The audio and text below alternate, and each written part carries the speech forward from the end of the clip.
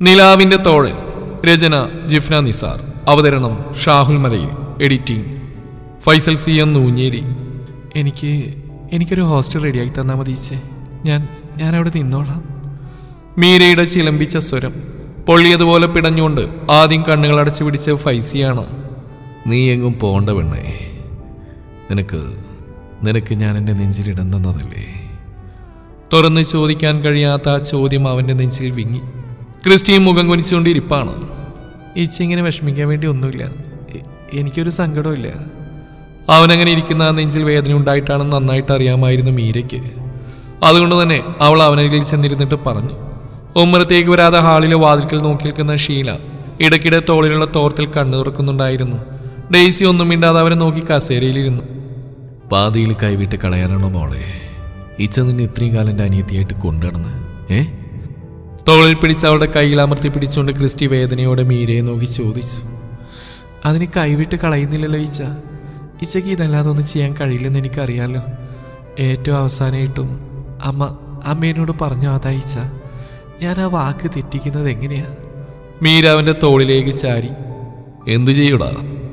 അപ്പോഴും എന്ത് വേണമെന്നറിയാത്തൊരു വേവലാതി ഉള്ളതുകൊണ്ട് തന്നെ ക്രിസ്റ്റി ഫൈസിയെ നോക്കി ചോദിച്ചു. ഞാനെന്തു പറയാനാ? ഫൈസി വേഗം തിരിഞ്ഞിരുന്നു. എനിക്ക് തന്നേക്കടാ, ഞാനെൻ്റെ പ്രാണം പോലെ കൊണ്ടു നടന്നോളാം എന്ന് പറയണമെന്നുണ്ടായിരുന്നു. കടലോളം മോഹം ഉള്ളിലുണ്ട് താനും. പക്ഷേ വീട്ടിലൊന്ന് സൂചിപ്പിക്കുക കൂടി ചെയ്യാതെ ഇറക്കി വിട്ടാൽ അവളെ നെഞ്ചിൽ അടക്കി പിടിച്ച് ജീവിക്കാൻ ഭയമൊന്നുമില്ല. തൻ്റെ ഇടത്തോടെ തന്നെ അത് ചെയ്യും. പക്ഷേ ഇന്നോളം ഒരു വാക്കുകൊണ്ട് പോലും നോവിക്കാത്ത ഉമ്മയും ഉപ്പയും ഓർത്തതും അവനതിനുള്ള ധൈര്യമില്ലായിരുന്നു. എന്തൊക്കെ പറഞ്ഞാലും അവർക്ക് തൻ്റെ ഇഷ്ടത്തിന് നേരെ കണ്ണടക്കാനാവില്ലെന്നൊരു തോന്നൽ. ഇവളെ വിളിച്ചുകൊണ്ട് പെട്ടെന്ന് കയറി ചെല്ലുമ്പോൾ ചിലപ്പോൾ അതുണ്ടായെന്ന് വരില്ല. അത് മാത്രമാണ് പുറകോട്ട് വലിക്കുന്നതും. പതിയെ അവരോട് പറയാൻ കാത്തിരിക്കുകയാണ്. ക്രിസ്റ്റിയുടെ കണ്ണുകൾ അവനെ തന്നെ സൂക്ഷിച്ച് നോക്കിയിരിക്കുന്ന ഡെയ്സിയിലുടക്കി നിന്നു. ഞാൻ എന്ത് വേണം അമ്മേ? പതിയെ അവനത് ചോദിക്കുമ്പോൾ ആ മുഖം പ്രകാശിക്കുന്നുണ്ടായിരുന്നു. കുന്നേൽ ബംഗ്ലാവ് നിന്റെ അപ്പം ഫിലിപ്പ് ഉണ്ടാക്കിയതാ മോനെ. ക്രിസ്റ്റി ഫിലിപ്പ് എന്ന നിന്റെ മാത്രം സ്വന്തമാണത്. അവിടേക്ക് നിന്റെ അനിയത്തിക്കുട്ടിയെ കൈ പിടിച്ചുകൊണ്ടുപോവാൻ നീ ആരെയാടാ ഭയക്കുന്നത്? ഡെയ്സിയുടെ ചോദ്യം ക്രിസ്റ്റിയുടെ നെഞ്ചിലാണ് കൊണ്ടത്. അവന്റെ മുഖം വലിഞ്ഞു മുറുകി. ഇത് കാലത്തിന്റെ നീതിയാണ് മോനെ, ആരെക്കൊണ്ടും തിരുത്താൻ കഴിയില്ലത്.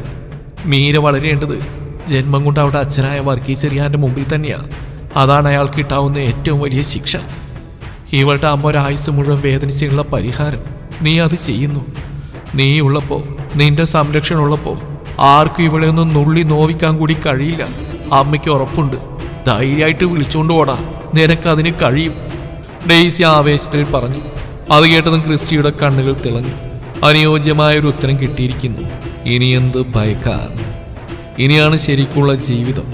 ഇന്നോളം കിട്ടിയതിനെല്ലാം പകരം കൊടുത്തുകൊണ്ടുള്ള ജീവിതം. അവന്റെ കൈകൾ മീരയുടെ കയ്യിൽ മുറുകി. നിന്റെ യൂണിഫോമും സ്കൂൾ ബാഗും ഒന്നും എടുക്കേണ്ട മോളെ എന്ന് ക്രിസ്റ്റി പറഞ്ഞുകൊണ്ട് തന്നെ പിന്നെ ആ വീട് കൂട്ടി ഇറങ്ങാനേ ഉണ്ടായിരുന്നുള്ളൂ.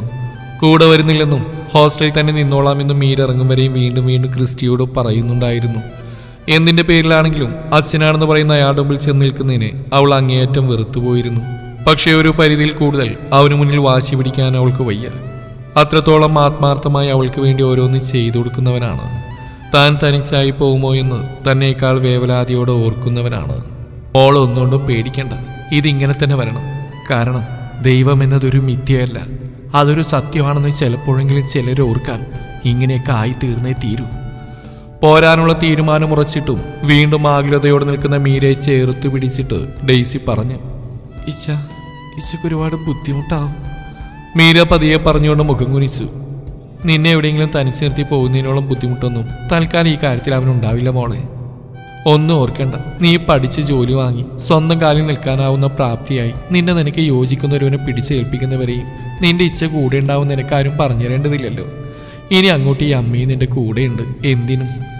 ഡെയ്സി അവളുടെ കയ്യിൽ പിടിച്ചുകൊണ്ട് പറഞ്ഞിട്ടും അവളുടെ മുഖം തെളിഞ്ഞിട്ടില്ല. അമ്മയ്ക്ക് ഇഷ്ടമല്ല ഇച്ചയെ ബുദ്ധിമുട്ടിക്കുന്നത്. പിന്നെ അയാളുടെ അരികിലേക്ക് നെഞ്ചിൽ കൈ ചേർത്ത് പിടിച്ച് പതിയെ അവളത് പറയുമ്പോൾ ഡെയ്സി കുറച്ചുകൂടി അവളിലേക്ക് ചേർന്നിരുന്നിട്ട് മീരയുടെ തോളിൽ കൈയിട്ട് പിടിച്ചു. അമ്മയുടെ മോള് ഈ ലോകത്തിലെ ഏറ്റവും സുരക്ഷിതമായ കൈകളിലാണല്ലോ എന്ന് കരുതി സന്തോഷിക്കേ ഉള്ളൂ മോളെ. എൻ്റെ മോനോട് ഒരുപാട് സ്നേഹം കൂടും. പോവില്ലേ? മീര അതിനെന്തോ ഉത്തരം പറയാൻ തുടങ്ങും മുന്നേ അത് ചോദിച്ചുകൊണ്ട് ക്രിസ്റ്റി അങ്ങോട്ട് കയറി വന്നിരുന്നു. മീര കണ്ണുകളുയർത്തി അവനെ നോക്കി. ഇനി എന്താ ഇച്ചയുടെ മോൾ ഓർത്ത് വേദനിക്കുന്നത്? ഞാനല്ലേ മോളെ നിന്നെ കൊണ്ടുപോകുന്നത് നമ്മുടെ വീട്ടിലേക്ക്. നിനക്ക് ഇഷ്ടമില്ലാത്തിട്ട് നേരം നിന്റെ കണ്ണുകൾ മാത്രമല്ല ഹൃദയം കൂടി കൊട്ടിയടച്ചേക്ക്. പകരം നിന്നെ സ്നേഹിക്കാൻ കഴിയുന്നവരുണ്ട് ഇപ്പം അവിടെ. അവരിലേക്ക് മാത്രം നീ നോക്കിയാൽ മതി. ഡെയ്സി ഇരിക്കുന്നതിന്റെ മറുസൈഡിലേക്ക് ഇരുന്നുകൊണ്ട് ക്രിസ്റ്റി അവളുടെ കയ്യിൽ പിടിച്ചു പറഞ്ഞു. അവനെ ഒന്ന് നോക്കിയതല്ലാതെ അതിനവൾ ഉത്തരമൊന്നും പറഞ്ഞില്ല. പുറത്തുനിന്നും ഫൈസി വിളിക്കുന്ന കേട്ടിട്ടാണ് പിന്നെ 3 പേര് എഴുന്നേറ്റത്. അടുക്കള വാതിൽ കുറ്റിയിട്ട് ക്രിസ്റ്റി വരുമ്പോഴേക്കും മീരയും കൂട്ടി ഡെയ്സി ഉമ്മറത്തേക്ക് എത്തിയിരുന്നു. ആ നാട് മൊത്തം ആ മുറ്റത്തേക്ക് ഇരച്ചെത്തിയതുപോലെ എല്ലാ മുഖങ്ങളിലും സമാധാനമാണ്. ക്രിസ്റ്റിയുടെ കൂടെയാണ് അവൾ പോകുന്നത്. അവർക്കെല്ലാം ആശ്വാസമാണ്. ഷാരിയും മീരയും ഒരുമിച്ച് നിൽക്കുന്ന ഒരു ഫോട്ടോയും കയ്യിൽ പിടിച്ചുകൊണ്ട് നിറകണ്ണുകളോട് അവൾ ഇറങ്ങി വരുന്ന കാഴ്ച ഹൃദയഭേദകമായിരുന്നു. മീരയുടെ ബാഗും യൂണിഫോം അടങ്ങിയ കവറും എടുത്തിട്ട് ഡിക്കിയിലേക്ക് വെച്ചത് ഫൈസിയാണ്.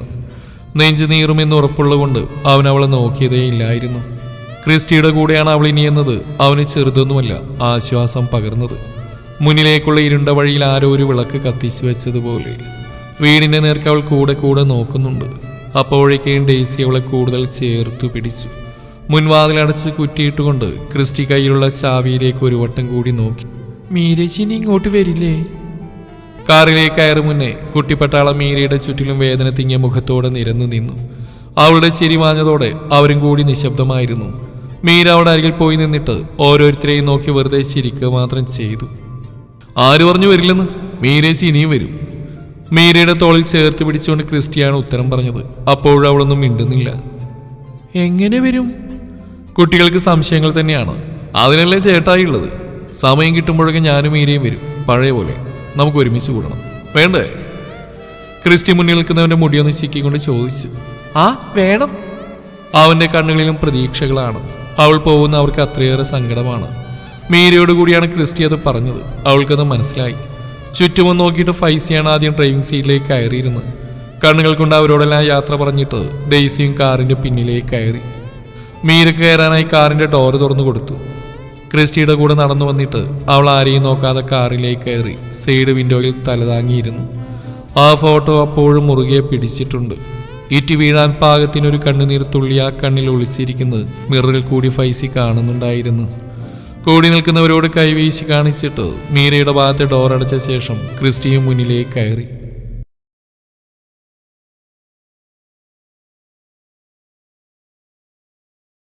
മുന്നിൽ നിൽക്കുന്നവർ ഋഷിനെ തുറിച്ചു നോക്കി. ഷാഹിദ് ഇറക്കിയവർ ഋഷിനോട് നന്നായി സാമ്യമുണ്ടായിരുന്നുകൊണ്ട് തന്നെ അവർക്ക് പിന്നെ സംശയങ്ങളില്ലായിരുന്നു. ഞങ്ങളുടെ കോളനിയിൽ വന്നിട്ട് വേണ്ടാതിന് മുഴുവൻ വിളിച്ചു പറഞ്ഞിട്ട് പോരുമ്പോ ഞങ്ങളിങ്ങനെ വീട്ടിലേക്ക് വരും നീ ഓർത്തില്ല അല്ലടാ? ആ ചോദ്യത്തിനൊപ്പം തന്നെ അത് പറഞ്ഞാൽ ഋഷിനെ പിടിച്ച് സിറ്റൗട്ടിൽ നിന്ന് മുറ്റത്തേക്ക് വലിച്ചിറക്കി കഴിഞ്ഞിരുന്നു. കൺമുമ്പിൽ നടക്കുന്നതിന്റെ പൊരുൾ മനസ്സിലാവാത്ത കൊണ്ട് തന്നെ ഋഷിന്റെയും വർക്കിയുടെയും കണ്ണുകൾ മിഴിഞ്ഞു പോയിരുന്നു. ഏയ്, നിങ്ങൾക്ക് ആരാ? എന്താ നിങ്ങൾക്ക് വേണ്ടത്? ഋഷിനെ വലിച്ചിറക്കിയതോടെ വർക്കി ഉറക്കെ ചോദിച്ചു. നിനക്കറിയില്ല ഞങ്ങൾ ആരാണെന്ന് അല്ലടാ? അയാൾ വീണ്ടും ഋഷിന്റെ കോളറിൽ പിടിച്ചു വലിച്ചുകൊണ്ട് ചോദിച്ചു. വന്നവർക്കെല്ലാം നല്ലപോലെ ദേഷ്യമുണ്ടെന്ന് അവരുടെ ചേഷ്ടകളിൽ നിന്ന് വർക്കിക്കു ഋഷിനും മനസ്സിലായിരുന്നു. പോരുകോഴികളെ പോലെ ചിറഞ്ഞു നോക്കുന്നുണ്ട് അവരിൽ പലരും. സ്ത്രീകൾക്ക് പോലും രൗദ്രഭാവം. കുട്ടികൾ മാത്രം എന്തോ ആഘോഷം നടക്കാൻ പോകുന്നതിന്റെ ആവേശത്തിലാണെന്ന് തോന്നും. പക്ഷെ എന്താണ് പ്രശ്നമെന്ന് മാത്രം അവർക്ക് ഇരുവർക്കും അപ്പോഴും മനസ്സിലായതുമില്ല. എന്താ നിങ്ങളുടെ പ്രശ്നം? മര്യാദക്ക് അത് പറ, ഇല്ലെങ്കിൽ ഞാനിപ്പോ പോലീസിനെ വിളിക്കും. വർക്കി അവരെ നോക്കി അലറി. ദേഷ്യം കൊണ്ട് അയാൾക്ക് പിടിവിട്ട് പോയിരുന്നു. പോലീസും കോടതിയൊക്കെ ഞങ്ങളും കണ്ടിട്ടുണ്ടോ? അതൊക്കെ കണ്ണും കൊണ്ടു തന്നെയാ ഞങ്ങളും ജീവിച്ച്. പക്ഷെ ഒരു പോലീസും ഇന്നേ വരെ ഞങ്ങളുടെ കോളനിക്കാർ കളിച്ചിട്ടില്ല. അങ്ങനെയുള്ളിടത്തേക്കാ ഇന്ന് നിന്റെ ഈ പുന്നാര മക്കൾ വലിഞ്ഞേറി വന്ന് ഷോ കാണിച്ചു വന്ന് ചത്താലും മറക്കോടാ ഞങ്ങളത്. മുന്നിലേക്ക് പാഞ്ഞു വന്ന് പറഞ്ഞവന്റെ ദേഷ്യം കാണെ വർക്കിയൊരടി പിന്നിലേക്ക് വെച്ചുപോയി. ഋഷിന് നട്ടിലിൽ കൂടിയ തരിപ്പ് പാഞ്ഞു കയറുന്നുണ്ടായിരുന്നു. അയാളുടെ സംസാരം കേൾക്കുമ്പോൾ നിങ്ങൾക്ക് ആള് മാറിയതായിരിക്കും. എന്റെ മോനിന്ന് എവിടെയും പോയിട്ടില്ല അല്ലയോടാ? വർക്കി ഋഷിനെ നോക്കിയിട്ട് സംശയം തീർക്കുന്ന പോലെ ചോദിച്ചു. കുന്നേൽ വർക്കി ചെറിയാനെന്ന് പറയുന്ന മുതല് ഇയാളല്ലേ? കൂടി നിൽക്കുന്നവരിൽ ഓരോരുത്തർ വന്നിട്ടാണ് നേരെ ചാടുന്നത്. തീക്ഷ്ണ നിറഞ്ഞ ആ കണ്ണുകൾ കണ്ടതും വർക്കി അറിയാതെ തന്നെ അതേന്ന് തലയാട്ടി കാണിച്ചു. ദോണ്ട് ലവൻ നിങ്ങളുടെ മോ ഋഷി ചെറിയാനല്ലേ? അതിനും വർക്കി തലയാട്ടി. ഒരുത്തം കൂടി ഉണ്ടല്ലോ, ഒരു മിടുക്കൻ, ക്രിസ്റ്റി. കുന്നേൽ ക്രിസ്റ്റി ഫിലിപ്പ്. എവിടെ അവൻ? വിളിക്കവനെ. ഞങ്ങൾക്ക് ആദ്യം കാണേണ്ടത് അവനെയാ. വന്നവന് ഭീഷണിയുടെ സ്വരം. ക്രിസ്റ്റിയെ കുറിച്ച് കേട്ടതോടെ വർക്കിയുടെ നെറ്റി ചുളിഞ്ഞു. അവനായിരിക്കുമോ ഇനി ഇങ്ങനെ ഒരു കെണിയൊരുക്കിയത്? അയാൾക്കുള്ളിൽ സംശയങ്ങളുടെ വിത്ത് മുളവിട്ടാൻ തുടങ്ങി. വിളിച്ചെറിക്കൊണ്ടുപോണ അവളെ. ആരോ മുന്നിലുള്ള ജനക്കൂട്ടം നോക്കി ആർത്ത് വിളിക്കുന്ന കേട്ടതും ഋഷിന്റെ ശ്വാസം വിളങ്ങി. ദേഹത്ത് നിറയെ അടികിട്ടിയ ചോരയുമായി അവൾക്കിടയിലൂടെ നടന്നു വരുന്ന ഗൗരി അവന് തലകറങ്ങും പോലെ തോന്നി. വർക്കി അപ്പോഴും ഒന്നും മനസ്സിലാവാതെ നിൽക്കുകയാണ്. നിനക്ക് ഇവള് വെറും ടൈം പാസ് ആയിരുന്നു അല്ലേടാ? ഏതോരുത്തം വന്നിട്ട് ഋഷിന്റെ മുഖം നോക്കി അടിച്ചു. വിറച്ചു നിൽക്കായിരുന്നു. അവൻ ഒറ്റടിയോടെ നിലത്തേക്ക് വീണുപോയിരുന്നു. ഏയ് എന്റെ മോൻ അനങ്ങരുത്, ഉറക്കെ വിളിച്ചു പറഞ്ഞുകൊണ്ട് ഇറങ്ങി വന്ന വർക്കിയുടെ നേരെ ആജ്ഞയുടെ വിരലുയർന്നു. അയാൾ അവിടെ തന്നെ നിന്നുപോയി. ഞങ്ങളെ തൊട്ട് കളിച്ചവനാരെയും ഇന്നോളം വെറുതെ വിട്ട ചരിത്രമല്ല, അതാ അറിയാടോ നിനക്ക്. വീണ്ടെടുത്തുനിന്ന് വീണ്ടും ഋഷിനെ വലിച്ചു പൊക്കിക്കൊണ്ട് വീണ്ടും അടിക്കാൻ തുടങ്ങി. രണ്ടടി കൊണ്ട് തീരാവുന്ന സ്റ്റാമിന മാത്രമേ അവൻ ഉരുട്ടി കയറ്റി വെച്ച മസിലിനുള്ളിൽ ഉണ്ടായിരുന്നുള്ളൂ. എവിടെടാ മറ്റവൻ? കുന്നേൽ ക്രിസ്റ്റി, വിളിക്കാണേ. അവന്റെ മുമ്പിലിട്ട് തന്നെ നിന്നെ കൊണ്ട് ഇവിടെ കഴുത്തിൽ താലിയടിക്കാൻ വന്ന ഞങ്ങള്, വിളിക്കാണേ. വീണ്ടും പറച്ചിലോടിയും കഴിഞ്ഞു. അവൻ എന്തെങ്കിലും ബുദ്ധിമോശം കാണിച്ചു കാണും. അതിന് എന്റെ ചെക്കനെ നിങ്ങൾ ഇങ്ങനെ തല്ലി കൊല്ലല്ലേ? അവനെ എന്ത് തെറ്റിയിട്ടാ നിങ്ങൾ ചോദിക്കുന്ന ക്രിസ്റ്റി? അവനിവിടെ ഇല്ല. വർക്കി വിളിച്ചു പറഞ്ഞു. ഇവൻ ചെയ്ത തെറ്റാ ഈ മുറ്റത്ത് ഈ നിരനിൽക്കുന്നത്. ഒരു കൂട്ടം ചെറുപ്പക്കാർ മുന്നിലേക്ക് വന്നു. നിനക്കൊക്കെ ടൈം പാസിന് പ്രേമിച്ച് രസിക്കാനുള്ളതല്ല ഞങ്ങളുടെ പെൺകൊച്ചുങ്ങള്. അത് ഇന്നത്തോടെ ഞങ്ങൾ തീരുമാനാക്കി തരും. അതിനു മുന്നേ വിളിക്ക്. അവൻ എവിടെ ഉണ്ടെങ്കിലും വിളിക്ക്. ഞങ്ങൾക്ക് കാണേണ്ടത് അവനെയാ. അവരാ പറഞ്ഞിരുത്തിയതും ക്രിസ്റ്റിയുടെ കാർ വന്നിന്ന് ഒരുമിച്ചായിരുന്നു. കർത്താവേ! മുറ്റത്തേക്ക് കയറിയതും അവിടെയുള്ള ആൾക്കൂട്ടം കണ്ടിട്ട് ക്രിസ്റ്റി നെഞ്ചിൽ കൈവച്ചു. അവന്റെ കണ്ണുകൾ ആദ്യം ക്രിസ്റ്റിയിലേക്കും പിന്നെ കാറിന്റെ ബാക്കിലിരിക്കുന്ന ഡെയ്സിയിലേക്കും തെന്നി നീങ്ങി. തന്റെ മനസ്സിലുള്ള അതേ ആശങ്ക ക്രിസ്റ്റി അവരുടെ മുഖത്തും കണ്ടു. നിക്കടാ, വണ്ടി നിർത്തട്ടെ. കാർ നിർത്തും മുന്നേ ക്രിസ്റ്റി ഡോർ തുറക്കുന്ന കണ്ടതും ഫൈസി വിളിച്ചു പറഞ്ഞു. പക്ഷെ അതൊന്നും കേൾക്കാതെ ധൃതിയിൽ ഇറങ്ങിയോടിയായിരുന്നു ക്രിസ്റ്റി. അവന്റെ മനസ്സിനെ ദിൽനയുടെ മുഖമായിരുന്നു ഭയപ്പെടുത്തിയത്. മാറിക്കേ. മുന്നിൽ നിൽക്കുന്നവരെ വകഞ്ഞു മാറ്റിക്കൊണ്ട് അവൻ മുന്നോട്ട് നീങ്ങി. നീയൊക്കെ എന്താണ് ഞങ്ങളെപ്പറ്റി കരുതിയത്? ഇന്നത്തോളം നിന്റെ അഹങ്കാരം തീർത്തിരുന്നുണ്ട്. അതും പറഞ്ഞ് ഋഷിന്റെ നേരെ കയ്യോങ്ങി ചെന്നതിന് മുന്നിലേക്ക് ക്രിസ്റ്റി കയറി നിന്നു. അയാൾ അവനെ ഒന്ന് ചെറിഞ്ഞു നോക്കി. എന്താ പ്രശ്നം? ക്രിസ്റ്റിക്ക് എതപ്പോടെ ചോദിച്ചു. ആ ചോദിക്കാൻ നീ ആരാടാ? ആൾക്കൂട്ടത്തിന് വീണ്ടും ജീവൻ വെച്ച് തുടങ്ങി. വർക്കി പകയോടെ ക്രിസ്റ്റിയെ നോക്കുന്നുണ്ട്. എല്ലാം ചെയ്തു വെച്ചിട്ട് ഇപ്പൊ ആളാവാൻ വന്നിരിക്കുക, നാശിച്ചവൻ. അയാൾ പിറുവിറുത്തു. ഞാനിവന്റെ ഏട്ടൻ ക്രിസ്റ്റി ഫിലിപ്പ്. ക്രിസ്റ്റിയുടെ മുറുക്കമുള്ള സ്വരം. അടികൊണ്ട് അവശനായ അവസ്ഥയിലും അവന്റെ ആ വാക്കുകൾ കേട്ട ആശ്ചര്യത്തോടെ ഋഷിൻ മുഖമുയർത്തി നോക്കി. ഏട്ടൻ ഇത്രയും ഉറപ്പോടെ പറയുന്നവൻ. നീ എന്താണ് ഡബിളാണോ പുന്നാര മോനെ? അത് ചോദിച്ചുകൊണ്ടിരുത്താൻ ക്രിസ്റ്റിയുടെ നേരെ വന്നെങ്കിലും ഫൈസി അവന്റെ മുന്നിലേക്ക് കയറി നിന്നു ഞൊടിയുടെ കൊണ്ടായിരുന്നു.